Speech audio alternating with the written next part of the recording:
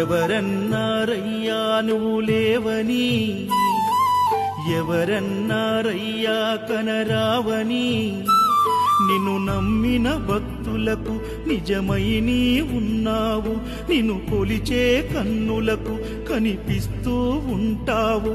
ఎవరేమన్నా అనుకున్నా నిన్ను మరవనయ్యా, శరణమయ్యప్ప.